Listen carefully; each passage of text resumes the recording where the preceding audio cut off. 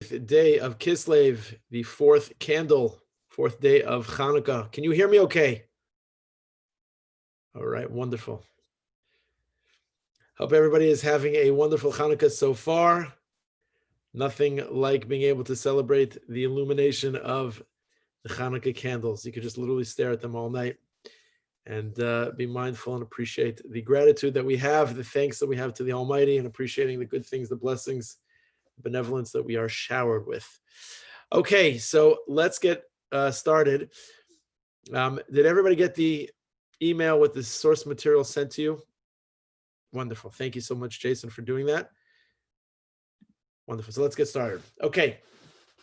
First and foremost, I would like to thank our very generous sponsors of our Contemporary Cases in Shas class this morning, sponsored this morning by Jane and Sid Sevitz, in commemoration of the yahrzeits of Jane's beloved parents, Hai Shields, Chaim Ben Fivish, and Mildred Shields, Mindel Bat Eliyahu. Their neshama should have an aliyah and the merit and the schus of studying of Torah together. And Barabim, it should be a schus, a merit for their neshamas and a merit for the entire family. Thank you so much for your generous sponsorship. We appreciate it greatly. So we're going to transition out of what we've been doing over the past few weeks. Hanukkah, of course, is our theme, is our topic. We're discussing Mahadrin, Mina Mahadrin, and understanding the different levels of elevated enhancement and why that's so, and the sources for that, and some of the shaklavitarias, we like to say, the give and the take, the back and the forth, the ins and the outs, the nuances, the formative and fulfillment of basic kiyum ha-mitzvah, and then the enhancements, what's Mahadrin, Mina Mahadrin. But let's transition out. As I mentioned last week, what we would do is talk a little bit of the hashkafa, some of the philosophy that's behind some of what it is that we commemorate. And I want to share with you a number of sources here, which are really a continuation. Today is source 20. We begin with source 20 because it's a packet that we've been doing over the course of these past number of weeks. And at the end of this class, which will culminate this Hanukkah series, we'll give you an opportunity to have 28 sources. Hopefully will be for review, for your resource using in the future, be able to share with your families over the next number of days of Hanukkah, and just for your own study to chazar, to review. So what we're going to do is transition out of the formative shaklavitaria and go into a little bit of philosophy, a little bit of hashkafa, to give a little bit of perspective, some of the things which we basically know, but to understand on a little bit of a different level, some great sources to share this morning. So let's begin with this. So usually we know that when we celebrate the Yom Tov, when we celebrate the holidays, so that, what we celebrate is more or less the commemoration or the reminding ourselves of one miracle, one mitzvah, or are centered on one theme. So, for example, the Zman Matan Torasenu is the holiday of Shavuos, Zman Cherasenu, the holiday of Pesach, Zman Simchasenu, the time of Sukkot, and the corresponding holidays. But there's really like one theme, right? The holidays as they relate to the mitzvos, the sitting in the sukkah, the shaking the daled minim, the matzah, the moror, the daled kosos, and the limud Torah, and all of the others, Purim, the Megillah, the Shalach Manos, the Suda, and Matanis Le'evyonim. So you have like the commemoration, which is basically one theme. There's a theme of the holiday. We have that. This is the reason why we commemorate. This is what we remember. The Anani Akovo, the Sukkos, Mamish. You could have a conversation, a dispute in the Gemara as to which one it is. But in essence, there's usually one time. Now, there obviously are exceptions, and how they coalesce with each other and coexist with one another. But here's what's interesting. With Hanukkah, even though, what's become popular is to really think of the miracle of the menorah, the miracle of the oil. If you go into the Sfarim store, if you go to eichlers.com, or you go to the stores that sell the paraphernalia that you need for Hanukkah. So what you need for Hanukkah is you need oil, you need a menorah. And that seems to be the theme, right? If you ask children when they come back from school, what's the theme? What's the victory? What's the story? The Pach Shemen, the oil, the cruise of oil that lasts for 8 days only was meant to last for one. But we know that we actually have two commemorations. We have two miracles that are our focus, that we're meant to think of. And even though we have two, one usually gets a little bit more overlooked.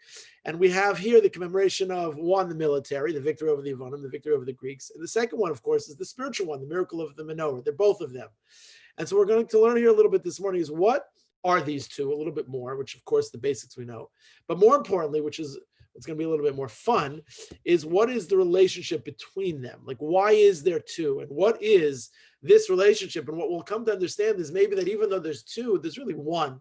There's always one general theme. And that general theme is what we're going to learn here together. So let's begin with just the basics. The basics are, first and foremost, is this military victory. The Jewish revolt begins as a small band of Kohanim, of priests, Hashmonaim. They catalyze, right, the resistance against the Yevanim, against the Greek, religious oppression. No bris milah, no circumcision, no Rosh Chodesh, no Shabbos, no Talmud Torah. There's an oppression, a religious oppression. Now, of course, we know that oppression was very distinct and unique from what Haman was trying to do. Haman wanted us dead, whereas the Yevanim, the Greeks, they were fine for us to remain alive, but just wanted us to assimilate. Hellenism, of course, was rampant. That's what Antiochus was pushing, and at a very fast pace.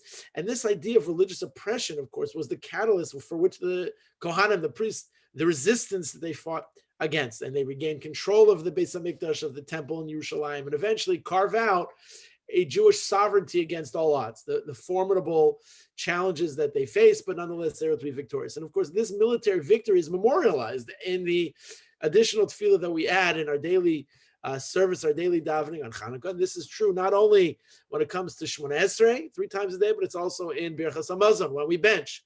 That is in source number 20, just for copy and paste. Al Anisim v'al Porkan, of course, is the days of Matisyahu ben Yochanan Kohen Gadol, Hashmonai Vanov, Kisham the Malchus Yavan Harishah. Of course, we know the story that's just summarized in this Al Anisim tefillah. We praise Hashem for the miraculous military victory. This tefillah says nothing about the Pach Shemen. It says nothing about the cruise of oil. And this is what happened. The decrees were that we should forget our Torah, that we should turn away from the statutes of the will of God, the commands, the precepts, the laws. And you, Ribono Shalom, in your abundant mercy, stood by them in their time of distress. It has nothing to do with the oil. It has nothing to do with, them being, the demise, them being killed and dying, but rather they should not have a connection to Torah. They should not have a connection to mitzvah. Now, here's where things get interesting. Raftes Rivam, Dantas Dinam, Nekamtas Nikmosam, Giborim, Chaloshim, Rabim, Ma'atim, Tmeim, Tahirim, Rishayim, Tzadikim, Zaydim, Aleski, Sarsecha. Like, we rattle off a lot of these things that recognize what this miracle is. Like, what is it? It would have been just sufficient to say that you stood by us, your abundant mercy in the time of our distress. But no, we articulated what it is, the cause, how you judged the enemies, you avenged the cause, you delivered the strong into the hands of the weak, the many and the few, the impure, right, into the hands of the pure, the wicked into the hands of the diligent, so on and so forth. V'achar Kain, and after this, your sons entered into the Beis HaMikdash, Lidvir Beisecha, Finos Eichalecha, Vitaras Mikdoshecha, and purified our sanctuary, kindled the lights, Vidliku Neres B'chatzos Kodshecha, and therefore V'kavu Shmonas Yimei Chanukah Elu Lahodos, Lahalel L'Shimcha Gadol. And these are days of not just reflection, but of expressing hodos and hallel, expressing gratitude and thanks, and of course praise. And that's what we say, as the Gemara Nerchen explains, that we say a hallel shalem, we don't say a chatzi hallel, we say a full hallel. And lahodos is to give gratitude and thanks, not just at davening, not just during benching, but throughout the course of the holiday. It's thematic. It's what we think about. This is just the liturgy that we've come, of course, to know and appreciate and know as part of our davening. But here's what's interesting. By describing the miracles in terms of that it does, the Al Hanisim tefillah that we daven sheds light on the way the miracle worked. How did the miracle work? That the mighty were in the hands of the weaker. The few were dominant over the many, so on and so forth. You get the point. But here's what's interesting. Rabbi Solomon writes in Matnas Chaim in source number 21, why were they, when you think about who in history was Zocha to be victorious? Why did the Hashmonaim merit to win the war? Like, what was specific about them? But more importantly, like, why are all of these examples articulated? So we know, look at source number 21. I have underlined for you some of the Hebrew, which I think is exceptional. So we know here he just mentions just the tefillah that said, the fact that he says that here in the Al Nisim Val Niflos, etc. Look here, it says in the underline, Rabbi Makshim, that there are many who ask the following. We know this. Bishlama Gibber biad Chaloshim v'Rabim biad Matim Harezeh Nes Nifla. Nes Opela. What does that mean? Of course, we know the fact that the weak conquered the mighty and that the few conquered the many was a pella. What's a pella? It was wondrous. It was extraordinary. So, but the question, of course, he asks about Mahu HaMoifes Meaning, what is so miraculous about the impure falling into the hands of the pure? Like, why is that so miraculous? The evil falling into the hands of the righteous, and the immoral falling into the hands of those who that those who are the ones who toil in Torah. So what's the reason?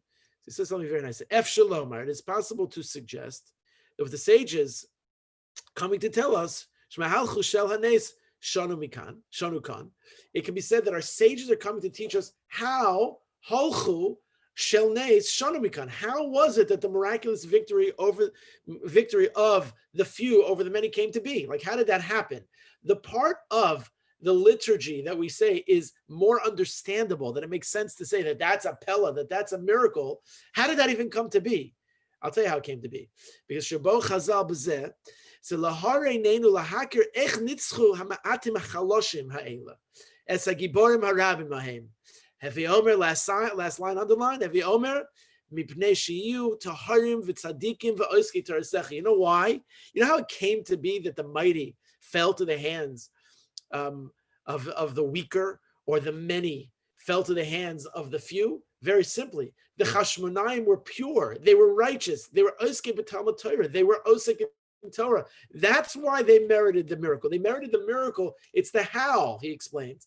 It's not just the what, but it's the how. What was it? Here's a list of things that we can be mindful and reflect on the miracles as they took place. Wow, look at the circumstances, look at the statistics, look how unlikely our success was. Nobody says something differently.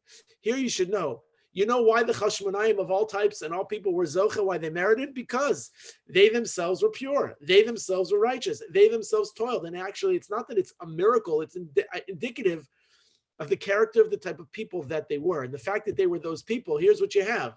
You have what we have called Mida Keneged Mida, merit that comes as a result of something that a person does, an attribute that is rewarded in kind. So therefore you have Mida Keneged Mida, Schar Keneged, the mitzvah. What is it that they did?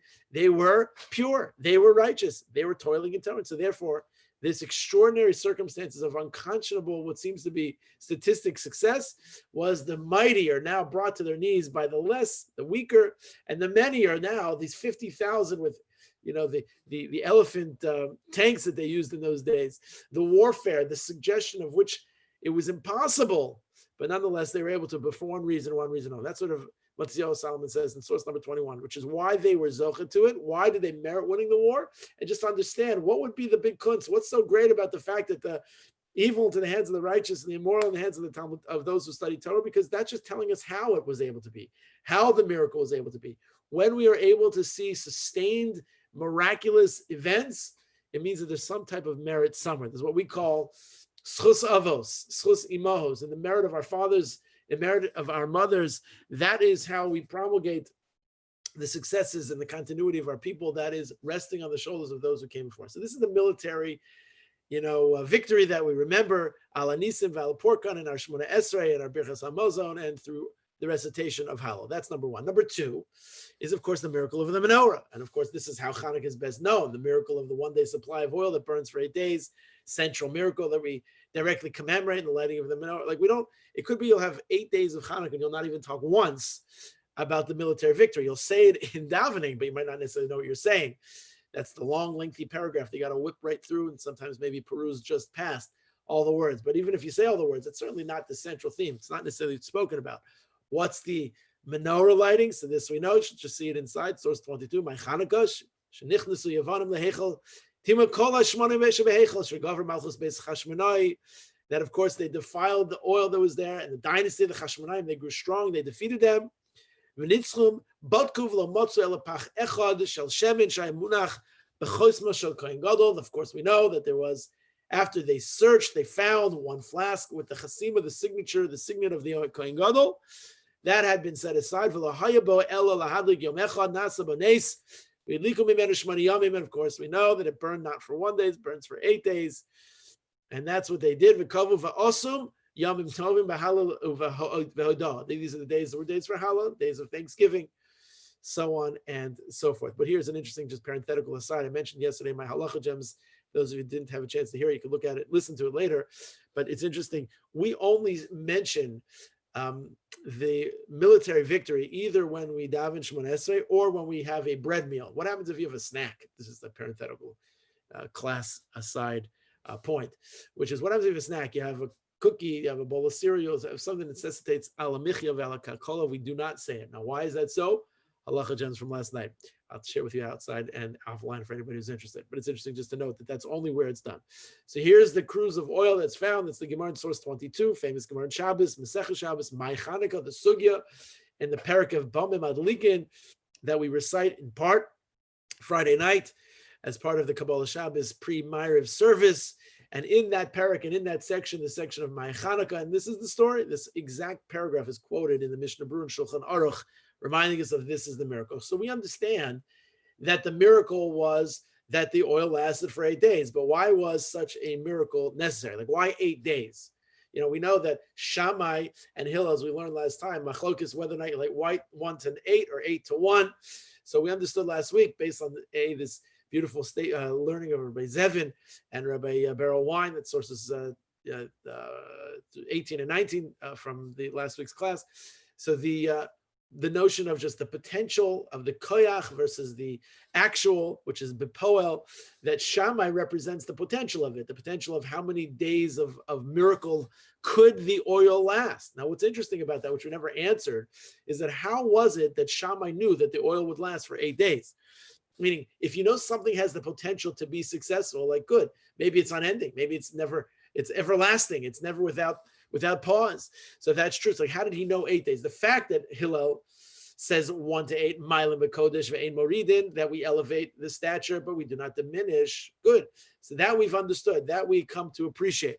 But how was it that Shammai understood 8? Like, what was the understood potential? The potential, the koyach of the oil to last for that time, but how 8 days? So here we have two statements here in the Beis Yosef Torah and Shulchan Aruch. Rav Yosef Karo, why an 8-day miracle? Why was that necessary? The first is Vatam, why was it that they needed to light the menorah for 8 days from that very container of oil? So this is maybe what Shammai understood, because you have to understand, here's where we have the first link. The first link between these two commemorations, these two miracles that take place, and we're going to link them even more. But here's the first link here in Shulchan Aruch. In the Torah, Beis Yosef, Rav Yosef Kari says, why? Why Shmona Yamim Ma'osapach from the only one flask? Mipnei Shekol Yisrael Haya Bechezkas Tameh. You know why? Because all of the Jewish people had a Chezkas Tameh. What's Chezkas Tameh? They had a status, the stature, or the status rather, of Bechezkas Tameh. They were beholden to what their impure status was. They were Bechezkas Tameh Mesim. Why is it Bechezkas Tameh Mesim? That maybe they were all Tameh Mesim because they were in a war. And because they were now ritually impure because of their close proximity to a corpse, to Tameh Meis. So they were Tameh. So why is it Bechezkas Tameh? Because not everybody necessarily touched a corpse, was necessarily under an ohel, a tent. So that doesn't necessarily mean they all were, but they have a chezkas tameh, meaning if there's a rove, there's a ruba deruba, if the majority of the people had encountered in such a way, we have to assume that we go klape the rove, the majority of the people have this in halacha as well, that 60 times the amount, if that's what the case is, if a squirt of milk goes into the chicken soup, if it's 60 times amount is great, it's bittul batul b'shishim. So you have that Aruba deruba. So that's how some explain. Bechezkas tameh mesim, v'efshar lahaskin shemen tar. And that means, says the Shulchan Aruch, that it was impossible for them to prepare new pure oil unless achiyavar lam shiva yomim miyom to masam v'yom echad, that they needed 7 days, right? The shiva nakim, the 7 clean days, the 7 days of waiting had to pass. They had to press the olives. The procedure to prepare the olives is sikunam lahotzim mehem shemen tahor. In order for them, just practically speaking, you know what it was? In order for them to be able to have this process after their impurity because of tamei meis.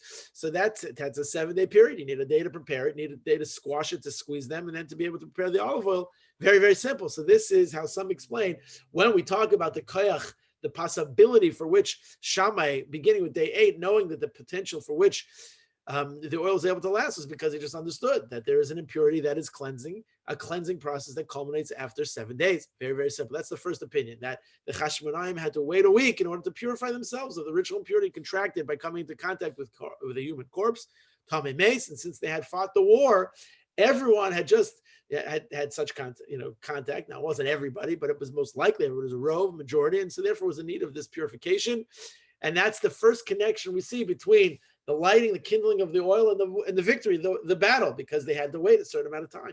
Now, the Shulchan Aruch also mentions the second reason, which he quotes the Ran, source number 24, Varan Sham Kasuv Shahaya Lahem Shemen Tor Rochaik Arba Yamin. That the Ran says that the 8-day period was necessary, it was identified, it was appreciated. Why? For a different reason, completely. Why? Because the oil, the pure oil, was available at a distance of 4 days travel, and the 8 days were necessary for the round trip. You didn't buy a one-trip ticket, you bought a round-trip ticket. You have to count the days that are necessary to get there and the days that are necessary to come back.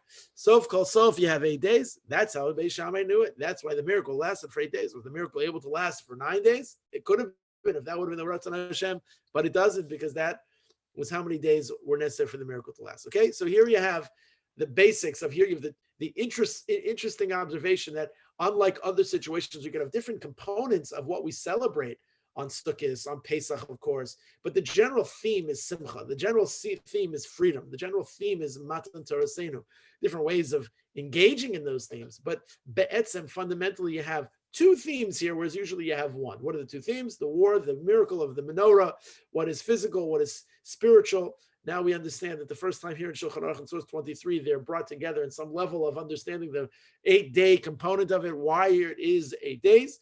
But now what we're going to do is try to thread another connection. What is there, if there does exist a connection between these two nisim, these two miracles? And why is it that, so it seems that one is stronger, more emphasized than another? So we've seen that Hanukkah, of course, celebrates these two miracles, the war and the menorah. How do these two miracles combine in the single commemoration of the Festival of Lights and the lighting of the menorah? So which means, by just virtue of how this comes together, what we understand is really, it's not necessarily that they're two commemorations necessarily meant to be independent, but they're meant to be combined. They're meant to come together. And that's why we are not neglecting the first, the military, by just simply saying it in shul and saying it at Birchas Hamazon, at benching, but we're going to see that there's a culmination that happens specifically with both of them coming together, a combustion, a synergy of both, when we light the menorah. And how does that come together? This is a beautiful Maharal. The Maharal says in Ner Mitzvah, in source number 25, basically the idea is that the miracle of the oil comes to, disabuse us of the notion that the war was won through human effort alone. See, part of the problem is, and many times we have this isn't the only example, where you have which means that by the strength of my own arms, by the power of my own might, this is the reason why we've been successful, why we are victorious. Maybe a person will think that just like in any other situation, you can have a miracle that can happen. You can have the 6-day war, the Yom Kippur war. You can have the victory of the Chashmonaim over the Yavanim. Okay, maybe they just had some good luck. Maybe they just had some better armament. Maybe the secret weapon against the powerful elephants and the powerful 50,000 man army, they figured out. The David Goliath, formula worked. They figured out a pebble. They were able to strike the giant. And the giant was able to fell.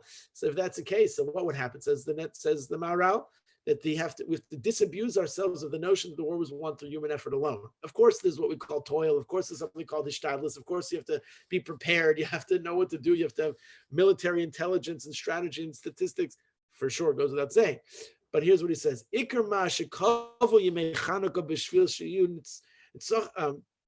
minotzichem es hayavanim rak shlo haya nira shaya kan hazel nes al yidei nes. The essence of the establishment of the festival of Hanukkah was the military defeat of the Greeks. That was the essence of the establishment, right, of the Hanukkah story. Like, let's remember the Gemara. What does the Gemara say? That they were nitzchum, that they were successful. They found the Pach Shemen, but the essence, he says, the Kavu Yimei Hanukkah, what establishes the festival, the days of Hanukkah, was the military defeat. Let's make no mistake. However, Shalahaya Nireh Shayakan Nitzchum. The problem is, it was not apparent to them that this victory was a miracle. Who would know that that's necessarily a miracle? And so therefore, in both, so lefichach, Nasa hanes al yidei nerus hamenorah sheyedu shehakol haya b'nes min Hashem yisbarach. You know why the miracle focuses on the lighting of the menorah, the kindling of the lights? The miracle of the lights of the menorah was done for them so that they should know, that we should know, the generation should know that everything was a miracle from a Kodesh Baruch Hu. Everything is a miracle from a Kodesh Baruch Hu. And that's a very powerful line. Lefichach nasa hanes al yidei nerus hamenorah sheyedu shakol haya b'nes min Hashem, which means shakol. When we say shakol niyeh bidvaro, it means that everything is niyeh bidvaro. Shakol, that every miracle is. It's actually supposed to be a reminder. And actually, here's what's lacking. If a person simply lights the menorah and doesn't actually use that as the facilitator to remind ourselves of the other part of the miracle that might have otherwise been overlooked because it seems to be teva, seems to be nature, seems to be that, okay, I was able to just be stronger sometimes. You know, the Rocky Balboas of the world are able to knock out the Dragos of the world. They're able to be stronger, are able to find a way. It's a military campaign that would have looked statistically unlikely a success, but it's able to happen. It's not necessarily a miracle. Maybe to some, of course, it is, but to others, maybe it's not. Shakol haya b'nes, everything is a nes. And so therefore, keeping with the essential theme of the Hanukkah miracle, which came to demonstrate, which we understand, the continued divine intervention, hashgacha pratis, none of this would have been without divine intervention into worldly affairs. So it's fitting that the principal miracle was specific to the menorah rather than to the war. Why? Because the menorah is a spiritual essence that symbolizes Torah, and it was only here that the truly revealed miracle took place, shattering the regular order of nature. Everything else could have been defined as just simply nature. There's a spiritual battle. Why was it, Chazal says the Maral, that they established this holiday of 8 days? Very, very simply. They did it because of the military victory. What would be if we just celebrated this military victory? We would just maybe think that it's the strength of my might. That's the reason why it's able to be. And so therefore, what we have is we have two things. Number one is understanding that the principal miracle is the menorah, the lighting of it, not necessarily as that's the reason why it was established. That's not what the Maharal says. But you know why? Is it's a facilitator to know what the principal reason is. But of course, there's another reason, that the menorah represents the spiritual essence, the symbolizing of the Torah, symbolizing the ruchnius, the spirituality, the eternity, eternal light, the Masorah tradition. And it is where it seems to be the revealed miracle, where it takes place. Wow, a pach shemen, it has the chsim of the Kohen Gadol. It was munach, it was hidden, it was concealed, it was not revealed. And now, wow, it's able to last not 1 but 8. So now this is the order of nature of Teva Elokus, which is now seemingly shattered, even though even nature is miraculous, right? We know that nature, that the gematria of Teva is HaTeva is Elokim. Why? Because there's nothing that's outside of miracle. There's nothing outside of HaKadosh Baruch Hu's creation. And so therefore it shatters what we know as sunrise, sunset, that there's wind, there's rain, there's sun, there's all of the elements that we take for granted. That's what we call nature. Now, the Greeks desired not the destruction of the temple, per se, as we mentioned earlier, but its defilement. They could care less. The destruction, they just wanted to defile it. They didn't mind if the Jews continued to exist as long as they were disconnected from any spiritual elevation, right? So therefore, as long as your temple, if you're going to use your temple to play cards, if you use your temple to, play jacks, mahjong, you want to use your temple to have, bingo nights, no problem. Gesund to hate. To have spiritual elevation, you have tefillah, you're going to have ruchnius. Not for me, not for us. The miracle came to restore this elevation, which is manifest more than anywhere else, of course, in the base of the Mikdash, which is why, the reconstituting, rededicating of the temple is essential, because the essential place where we're able to have that worship is in our temple, in our base of Mikdash, in our shul, in our Mikdash Ma'at, which is the centerpiece, the places. Of course, we know in Shulchan Aruch, the Halach, the Rambam writes as well, that the highest place, most elevated place in your town is where the base HaKnesses is supposed to be. This is what's a law in Shulchan Aruch. The Rambam codifies this in Hilchos base HaKnesses, which is what? Why? Because everybody should be able to see it. It's the most elevated. It's the highest place. You should be able to see it from every location. I remember when I took a trip a number of years ago to Eastern Europe, and I was able to go to some of the holy famous places of yesteryear. In Radin, where the Chavetz Chaim lived. I was able to go to Volozhin. I was able to go to Mir in Poland, and these places. So I remember just having not only the extraordinary feeling of, huge satisfaction to be able to walk into these places that were these, citadels of Torah and erudite personalities that were able to scribe scores and scores of literature, which we study today, but also was just like the home of the Masorah for years and years before this show. Of course, we know. So I was so excited to go to these places, but I was also devastated to see what they became. I remember when I went into the yeshiva of Volozhin. Hey, look at the yeshiva of Volozhin. So yeshiva of Volozhin today is a bakery. So I remember I went into the back. I asked the owner if I was able to just please go to the back, where I found through an interpreter that that's where the base medrash was. That's where the study hall was, and they were baking, breads and all different types of treats. And here I'm standing by the window, which probably was near, hopefully, the Aron Kodesh. I was just saying to Hillel, crying, thinking about, wow, what a holy place, and look what it became. I remember going to the yeshiva of the Chavetz Chaim in Radin, Poland. My goodness, it became a playhouse. So it was so painful to see there's a playhouse. The Mir Yeshiva in Poland also became a postal house. It's a post office.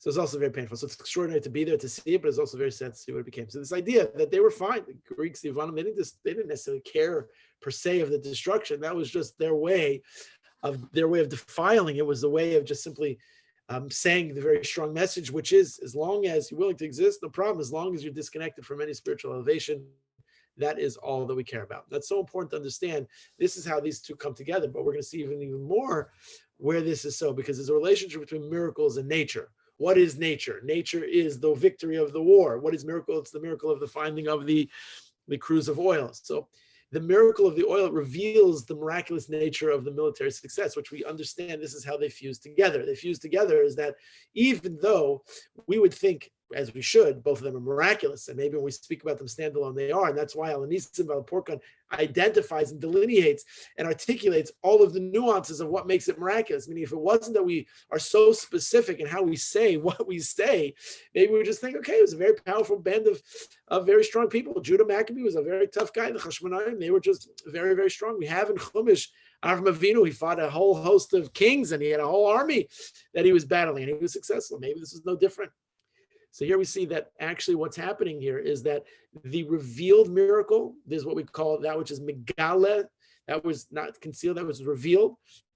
So that revealed miracle, the purpose of that revealed miracle is to then reveal also what seems to be the concealed miracle, what's a little bit not so recognized, what's less easily to recognize. And this is the pattern of miracles. The open flaunting of nature comes to help us appreciate the divine intervention latent in other regular workings of the world. When is miracle in our lives? Maybe a person will say, like, I don't see miracle. I don't see things. I wish I could see, like the generation saw in the desert, the man, the Anane Hakovo, the fire, the pillars of fire and clouds, the splitting, of course, of the sea, the thunderous, miraculous sounds of the makos, the plagues. What do we understand? Look at the Ramban tells us at the end of Parshas Bo. Parshas Bo is when things are heating up, and all of the makos, the plagues, like the macro levels, the macro miracles reveal the micro miracles, right? There's the big, large ones, the open ones, the undeniable ones, the unfathomable ones. Oh, wow, can't believe that has to be a miracle. You know what it does? It says the Ramban, look at source 26, Minanisim hagedolim, mefarsimim, you know what happens? Very simply, once you introduce and indoctrinate yourself to understand that there's obvious miracles, that there are things that, took place in our history, that is a miracle, that is not disputed as a miracle. It comes, says the Ramban Nachmanides tells us, then you come to realize now, there must be that there are nistarim miracles. What's a hidden miracle? Maybe digestion, maybe secretion, maybe the fact that the earth spins on an axis. If it were just to move just a quarter of a decimal off its axis, what would be choshech, shemesh, sunrise, sunset. I mean, the miracles that we have and experience day in and day out in macro nanoseconds is extraordinary. It's true, we might not be as plugged into them as we would be the Mefarsimim, the ones that are gedolim, those public, undeniable ones. So what the Ramban is teaching us is that all that happens in daily life should not be seen as nature, even though it's called nature. Really, everything is in the world of Elokus, in the world of miracle of Nes. In fact, Dr. Akiva Tatz writes in Living in inspired. He has a whole section about what nace is, what miracle is. So the word nace, not only does it come to mean miracle, but it actually has another meaning. The other meaning of the word nace is banner, B-A-N-N-E-R. What's a banner? A banner is the your team that you support. You raise your banner, the flag. What's a nace? The flag. A nace is that we're raising a banner. This activity, this event, this circumstance, this reality raises the banner that the Ribbonu Shel Olam is here. So the Ramban is teaching us that all that happens in daily life should not be seen as nature or the regular functioning of the world. Rather, we should understand from this Ramban that all aspects of our lives, all aspects of life should be seen as miraculous. Part and parcel of Hashgacha Pratis. What's Hashgacha Pratis? Hashgacha Pratis is divine intervention that is always with us. Now, we say these words, divine intervention, Hashgacha Pratis. What's the key word there? Hashgacha we know is a Kadosh Baruch Hu. What's Pratis? Pratis is the small matter. The divine intervention is pratis here is singular, private, small. That the Rebbe Shem is as involved in our lives as Hashgacha Klolius. What's Hashgacha Klolius? Hashgacha Klolius is constellation, sun, solar system. The fact that there's gravity, there's like these major macro things. Right, that's what we think. That's called hashgacha klolius. But hashgacha pratis is even the kernel, the little piece of rice, the kernel of sand on the shore. Even you, one person, everything about you, every sinew, every vein, every vascular part of your insides, your intestine, every bit of you is hashgacha pratis. HaKadosh Baruch Hu concerns himself with that, and that's no less a miracle. That is miraculous. The same HaKadosh Baruch Hu who made a small flask of oil burn for 8 days is the same HaKadosh Baruch Hu who brought about the military victory versus the Greeks. And that is the union between the two. One is to facilitate the other, and one which is easier to overlook, which is less to appreciate, is able to be focused on when we focus on the larger miracle. Now, the fact that sometimes we don't do that, we're focusing whether your donut is filled with jelly or custard or chocolate or whatever. No. We have to think about the oil as a facilitator of, sure, that was a nice nigla, but there's also something called nister. Nister, what's nister? Nister was concealed. Concealed is that there was no less miracle in the military victory over the Greeks, and that's why we mentioned, that's what we're supposed to think of. Not that there's two different things, but the theme here is that there's nace.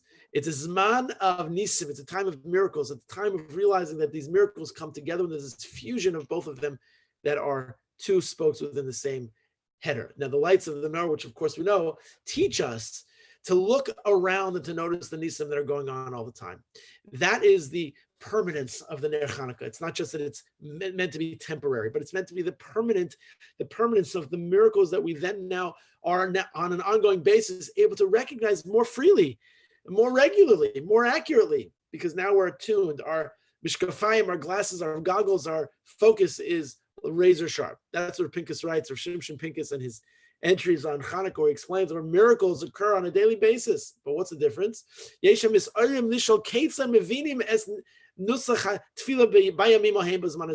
be attuned to them. He asks very simply, these words in Alanisim, right? Alanisim val porkon, got it. By Bazman Hazeh, what? We see miracles today? Ech Bazman Hazeh, he says. Look at source 27. Bayomim Shanu Chaim, Beimraim Nisim, we, these days, where we hear stories about how Kol Sipurim Shel Nisim Heim, Al Iroyim Shekar Be'ovar. What does that mean? These things happened in the past. What are the past things?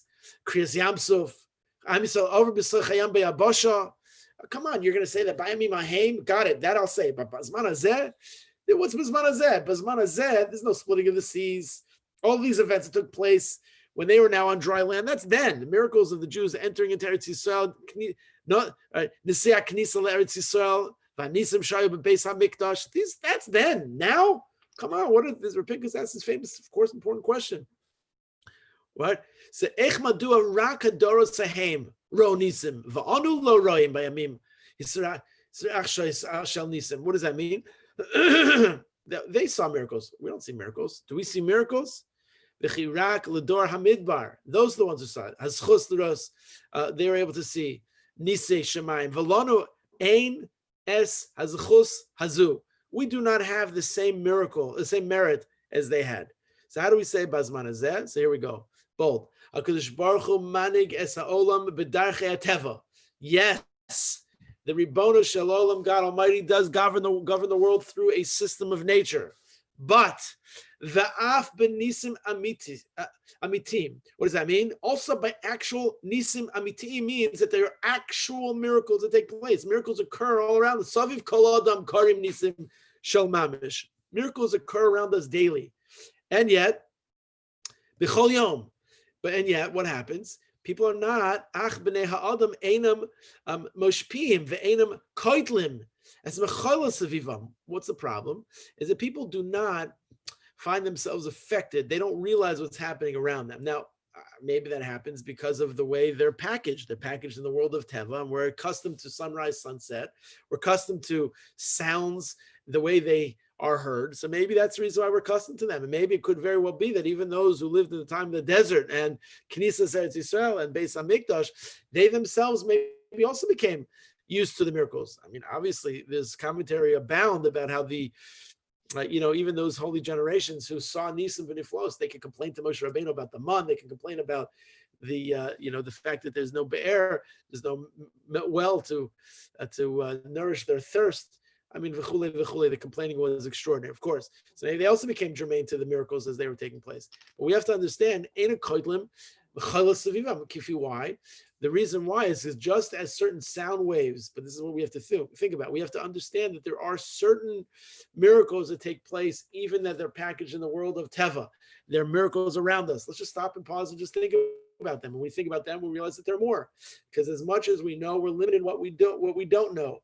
The little fraction, minimal amount of information that we have pales in comparison to what we have out there as a possibility of what we can learn. So just as certain sound waves, he writes, exist in the world's atmosphere and can only be detected by special instruments, right?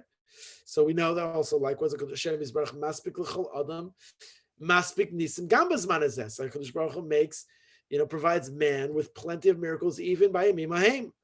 Ach, hakushi v'havodah shalanu haim, hayecholes lepesach ayin roeh v'oizen shema.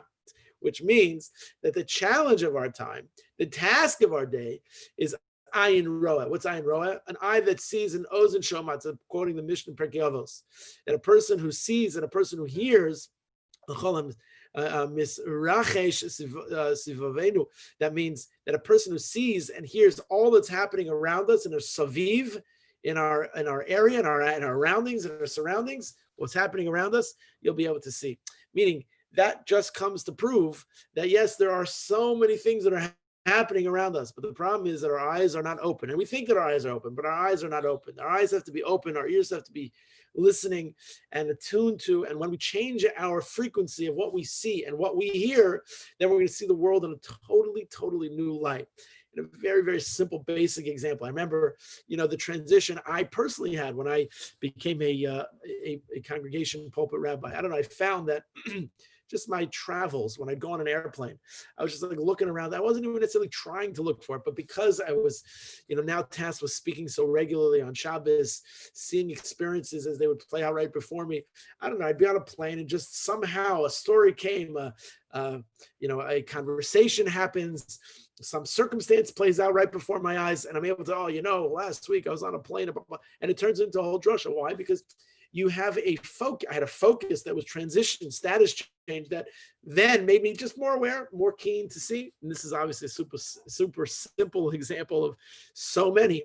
When we see things and look at things, you can look at the birth of a child, you can see the beautiful vistas, you can go see the beautiful sunrise, sunset, you can go look at the ocean, you can look at the skies without a cloud today on a beautiful day here in South Florida.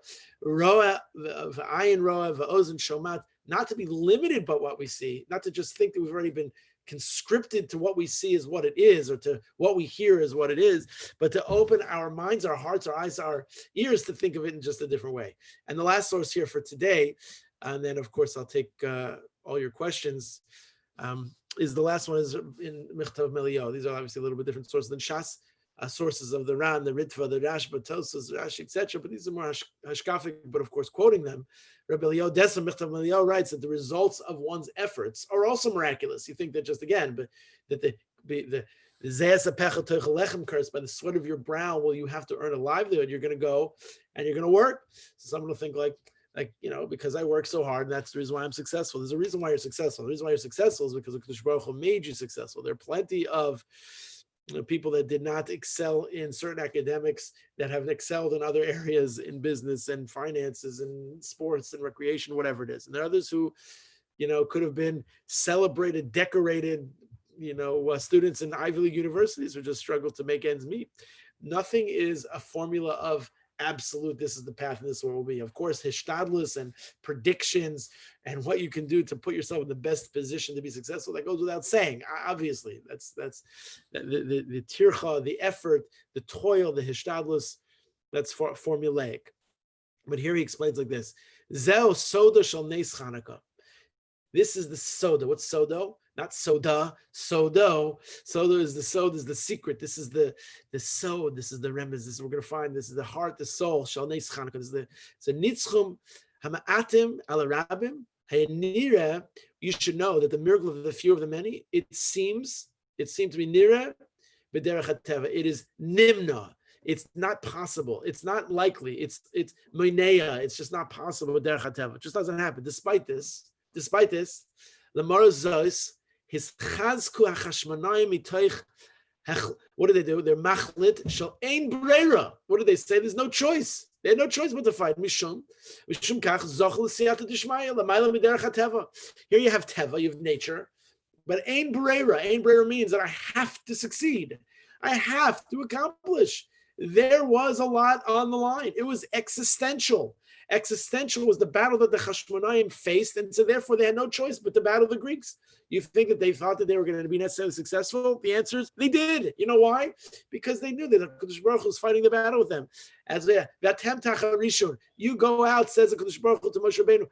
Everyone should be quiet. You just go into the Yam, into the Suf, and I will battle for you. Right? That's what we understand when you have that spiritual chutzpah. You realize that ain't breira. There's no choice. Because that's zachal l'siyata d'shmaya. When you put your heart and your soul and you go in at full throttle, says the Michtav Manil, the results of one's efforts are also miraculous. It's just a function of how far and how committed you are to what it is. Nes Chanukah Moira Lanu, the miracle of Chanukah, teaches us that she'ein makom liyush, that there's no place for despair. Where b'makom shenirim hadrachim chasumim mekvulim b'derech hateva. There's no room for despair in situations where the options seem closed or naturally limited. Right, that wall seems too high. That ambition seems just impossible. That accomplishment is just unlikely. There is just no chance. A person has to, what we understand from the Chashmonayim, from their victory, and then the miracle of a human man, woman, our encounter, our engagement, the things we consider ourselves to do, is ametz b'yoser kevon she'ein breira. That's what we understand. There's no other choice. We have to be successful. We have to teach our children Torah. We have to kindle the flame in their hearts. We have to hold the morality, the ethics, the values that we know that the Torah demands of us and that the world is waiting for, that the chaos that we experience is a function of which it is bereft of all those values. That's our responsibility. Is ametz biyoser kevon she'ein breira. If we say the same thing like the Chashmonayim, like they said ein breira, you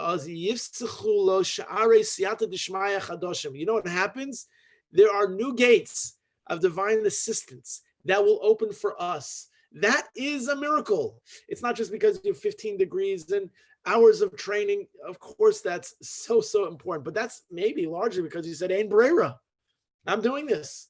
I'm going to continue on my effort, my dream. I want to be a doctor, even though I have to take a botany class. I have to take a class on plants. But the reality is that's the curriculum. That's the course load. That's what it is. Of course, when you're in graduate school, when you're in any, you're learning in yeshiva. So you have to learn Cheskas Abatim is exciting. But if you're going to learn some parts of Maseches Eruvin, it's very intricate, it's very complicated, it's very complex. Maybe it's not exciting. It's maybe not going to make Lahavdil a million times over on Netflix miniseries. Okay, not everything in life is that way. It's just the steadfast ein breira. I have no choice. I have an army of lots of people that represent power and strength, whether it's the Greeks, whether it's the Romans, whether it's anything or any element that we face. We are like the Chashmonayim, and who said the Maccabee, me, Hashem Elai, who is with me? Says the Kadosh Baruch Hu, you join with me. There is nothing that can stand in your way. There's no victory that is not able to be celebrated. Yis'amei biyoser Kevin Shein Bereir of we all should be zocha to that. And that's what we understand. That these 8 days tell us and teach us that the lessons of these heavenly blessings that lights up our hearts for the success of our daily endeavors. Shemeira el toch lebinoisav b'neseinu al yidei shtalasenu b'meh shechalasenu, that the strength that we have, the success that we have, what we're able to do b'derech nesi ba'olana l'mayla which means it comes, the daily endeavors is in fact a miracle beyond our natural abilities. And so therefore, even if a person, I don't know, lands a new job, a person should not therefore not pin his achievement on his good resume, their good interview, or their good looks. So these might of course be factors and help that person get the job, but the underlying force behind all this is hashgacha pratis, is the Ratzon Hashem, divine will, that this person should get the job. In a sense, getting a job is a miracle, right? It's a nace. It's not just because, all those other things. Miracle is an expression of mazel. Makom, mem zayin lamed, makom zman, and makom zman and lashon, to be in the right place at the right time and say the right thing. Hashgacha pratis, it is divine. It's part of the divine intervention that is with us always, and this same applies to us in all accomplishments and in all areas of our lives. However, we should not deduce that achievements do not require human input. That is critical. So if they were right, because if they are all miracles, then we can simply put our feet up and rely on divine intervention. Good. What do I have to do? I could stay home. I could have a nice, relaxing day, because after all, everything is a miracle. But we know, of course, we have to, the precept that we can't rely on that. We have to put our efforts forth. On the contrary, the Hanukkah miracles teaches us, if nothing else, the Chashmonayim, they didn't say, okay, you know what, all these people are coming our way, not good, not good, not good. Let's just rely on a miracle. No, they got there, fought these formidable foes. Miracles were wrought for us only after human input, human involvement was required and was successful. So here, just to review, then we'll take some questions. So again, we have these two components of commemoration: the military victory, the Al-Nisim, which specifies all the details, how the miracle worked. We're about to see on source number 21. It's not the what, but it's the how the miraculous came to be. Because of their righteousness, that's why the Chashmonayim were able to merit that. The miracle of the menorah, source 22, famous Gemara Maseches Shabbos, Bama Madlikin. This is how it was the miracle as we know it. Lasted for 8 days. Beis Yosef mentioning number one, that's the time of spiritual impurity because of Tumei Mace. Second one, he's quoting the Ran in source 24 because of times of travel. What's the connection between the two? The Maharal explains that the miracle of the world comes to disabuse us of the notion that the war was won through human effort. That's significant and so important. That's why you have both. That's the relationship, says the Ramban in source 26, of open miracles and hidden miracles. One is supposed to facilitate the other. And this is one that makes it more readily available to our knowledge, all miracles. And that's what Shimshon Pincus writes in source 27 and in his essay on Hanukkah, that miracles occur on a daily basis. Just the problem is we need to be sensitive enough to see them. We have to be attuned. And that's the idea of what we see and what we do. It should be, even though Derech HaTeva seems sometimes to be opposite. It's an ayin rov, ozen shoma, the eyes, the ears that we have should be attuned and adjust. And therefore, we should also finally, we learn together that the results of one's efforts are also miraculous. And when we appreciate that, we realize that ein soimchan al hanes, human effort is necessary. But when you have that success is all b'hashgacha pratis. We dive and we pray for divine assistance, divine intervention. We should be matzlich in every area. But it's realizing that Hanukkah, while there is a huge amount of mechanical halacha, how you do it and when you light, what do you light and what's the order that you light and how many people light in your house and which oil and wax and what foods you eat and why you eat them, what it commemorates. For sure, it's all systemic and it's much of it known and much of it has been repeated over history, over time and time, year after year. But here we have a little bit of a deeper understanding. With this deeper understanding, with the nuance of what just the Shas sugya part of it, as we learned over the past previous weeks, and some of the hashkafa here, we have the fusion of both of these ideas, where these miracles really, while they commemorate two components, really they're one idea, hashgacha pratis as one, and we think about it as we light our candles, light our menorahs. Perhaps it gives us more meaning and a deeper appreciation for what this festival of lights truly is. All right, I will open up the floor, please. Feel free. Just don't forget to unmute yourselves. Questions, comments, concerns, worries, Hanukkah related, Purim related, Pesach related, Shavuos, Rosh Hashanah. Let's go. What's in your heart and your soul? What are you thinking? Don't be shy.